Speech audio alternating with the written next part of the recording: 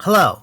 I don't know why I'm so excited. Today we have a very cool Rowan Scion of War cEDH decklist that top 16, I think top 8'd a cEDH tournament in Japan. It plays Dragonstorm. And that's just super cool. So, this time we're going to try something even more different. We're going to try to get a feel for the deck blind while goldfishing it. So now we're in the tester, and actually, I have something to admit. I actually recorded a whole session of me learning this deck on Moxfield and realized my mic was muted after recording. I kind of know how the deck works a little bit, but we're still gonna try and find a line with these hands and get an idea what the deck is like. So let's see what cards I see this time. This hand has Mana Confluence, Dragonstorm, Valakut Awakening. So here's our like pivotal card. Scalding Tarn, Lion's Eye Diamond, Burnt Offering, Dismember. Yeah, and the Dragonstorm. Now that I cheated and kind of know how this deck works, this hand's actually kind of cracked. Valakut Awakening lets us dig a little deeper by pitching the cards we don't need. Lion's Eye Diamond obviously works well with Underworld Breach, but here we do have cards like Broodlord Dragon that lets us play from exile, so if we're able to tutor something while Lion's Eye Diamond's in play, we can still crack the Lion's Eye Diamond to cast that spell from exile and not lose that card, right? So Lion's Eye Diamond's actually quite useful here. Burnt Offering is here to let us sacrifice Rowan to go up 2 mana because we just spend 1, and here we're getting like netting 2 back. It's basically like a bad Rite of Flame. Dismember lets us kill a creature, but most importantly lets us pay 4 life into casting Dismember. And then lastly we have Dragonstorm as the payoff. So knowing that this deck is a Dragonstorm combo deck, this hand's pretty cracked because we have Mana Confluence to pay life, we have Scalding Tarn to tutor, and also Shocking the Blood Crypt, which is 3 life, right? So in total, that's already 4 life on a single tap with Blood Crypt and Mana Confluence. Then we have another 4 more life gone from Dismember. And then we have Burnt Offering to get even more mana. That's already 8, reduction of 8, right? For the Dragonstorm we want to do. So here, this hand's pretty sick because basically we have everything we need to storm off that turn with Dragonstorm. The only kind of like problem is being able to play Rowan. Before we, decide keep or not keep, the next step is then think about exactly how we want to sequence this, right?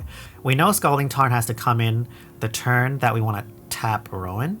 So ideally, we get another land drop and on turn 4 play the Tarn and crack it to get 2 more mana back. The Lion's Eye Diamond has to be held until the turn that we try and go for it. And I think we just play Valakut Awakening turn 1 to just get out of our hand. So we can draw another land, play that land along with Mana Confluence to play Rowan on turn 3, then turn 4, go for it. Keep or not keep, I think it's a keep, it's pretty interesting. We're not here to like interact. So maybe this hand is like a little too slow, but we also just have our payoff. And kind of like almost everything we need to like pop off.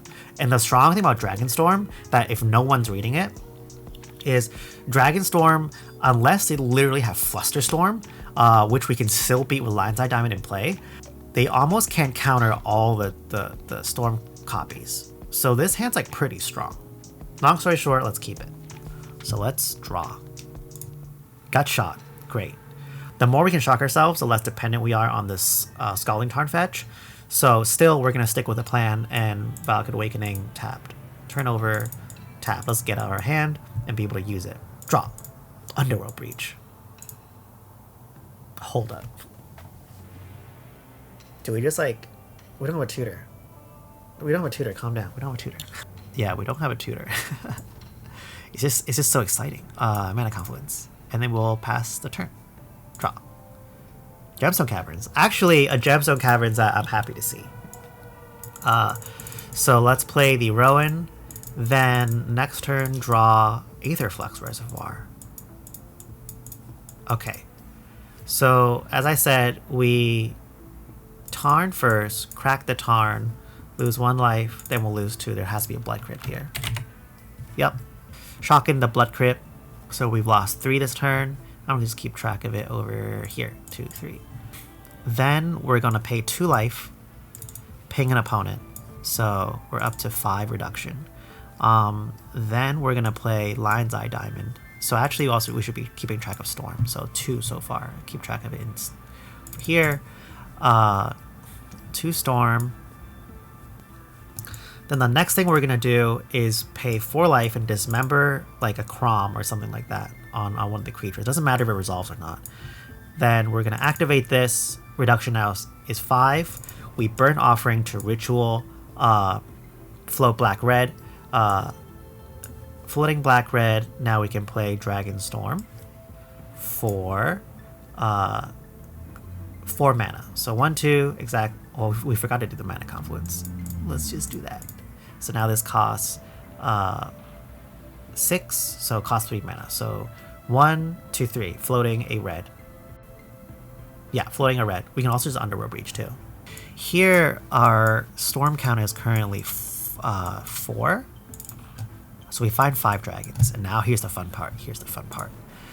Dragon number 1. Goldspan Dragon. Dragon number 2. Nullspine Dragon. Dragon number 3. Terror of the Peaks. Dragon number 4. Cavern Horde Dragon. Dragon number 5. Hoarding Broodlord. Any more dragons? Nah, we got all the dragons. Okay, so all the dragons are here. We probably should just cast the Underworld Breach. But I secretly know what the win con is here.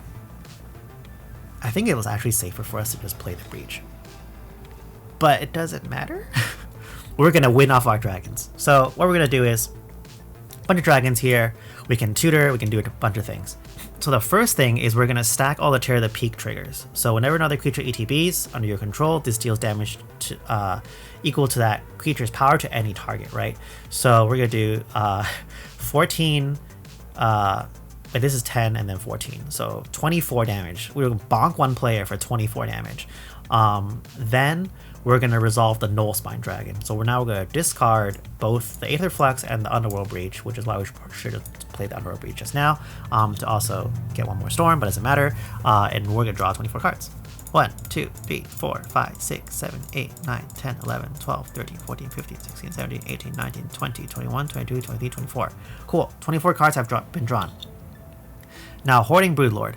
Hoarding Broodlord, we can ETB and tutor for a card face down. And exile it face down. So at this point, what would be... Oh, this is a good card. Actually, let's look at what our hand is. Everything's a reduction of 5. We have a Valky. We have Dark Petition. But we don't have the red to play it. Exile top 3 cards, make 3 treasures, and they all tap for double because of Goldspan Dragon. That is nuts. We have Dark Petition. Honestly, sure. I'm gonna find this Stormkill Artist. Stormkill Artist exiled. I said I was floating a red, right? It doesn't matter. Inspire Tinkering. Exile top 3 cards. I can play them. That's a very cool card. Oh, that's a Dockside. Make 3 treasures. I have 6 mana. I have 7 mana. 7 mana. Let's crack 1 treasure for double black. We're also... Oh, 7 mana. Let's play our Stormkill Artist. Board's nuts. I said 7, right? Now we're down to 6 mana. Stormkill Artist. Then back to basically it's 6 because of the 3 treasures that the Inspire Tinkering created. So I'm going to track that over here. And now we just basically kind of go infinite. So because we have a -5 or 6 or reduction of 6 from Rowan, well, all we need to do is crack this for double black, play Dark Petition, get back 3 black, and we're gonna get this fun card I learned about today called Searing Touch. So Searing Touch is deals 1 damage to target creature or player or buy back 4. And I looked this up just now in the other take that I recorded, but muted myself because I'm very smart. Is Rowan's ability actually does reduce the cost from buyback. So basically you place, because our reduction is now 6 or greater than 4, we play Searing Touch, trigger Stormkill Artist, generate a treasure. This also just goes mana positive with the Goldspan Dragon, which is nuts. And then we just shoot the entire table down. Or if we had the Aetherflux that I pitched, you know, you just Aetherflux the table. I want to play this spell. Path, I've never seen this before. Path of the Pyromancer. Discard your hand, add red for each card discarded this way. So, let's do that. Let's dump our hand and draw 21. 2, 3, 4, 5, 6, 7, 8, 9, 10, 11, 12, 13, 14, 15, 16, 17, 18, 19, 20, 21. Oh, we have Chandra too. We have Chandra. Chandra, whenever you cast an sorcery spell, you may copy it. Triggers only once each turn. It's sick though. We can just play Besiege for free. What other fun things can we do at this point? Return the past. As long as your turn, each instant sorcerer has flashback. Wow. Basically, I think we win. We have Searing Touch. We win. If you want to see the full list, the deck list is in the Moxie link below in the description box. I just exported and copied the current list on MTG Top 8 by Yuya Nakamura. So I didn't design this list, so don't go saying like Rebel stole the deck list again. I don't steal deck lists. And if I do, you wouldn't know. And yeah, I think this deck is pretty interesting because as you saw, it just really pops off. There's like really interesting cards in there. And I think the fact that you're able to just like play dragons, this is as close as it gets to playing that Thembertrot deck in like a Storm Shell. So I don't know, I think everyone should play it. This deck's sick. See y'all next time. Bye.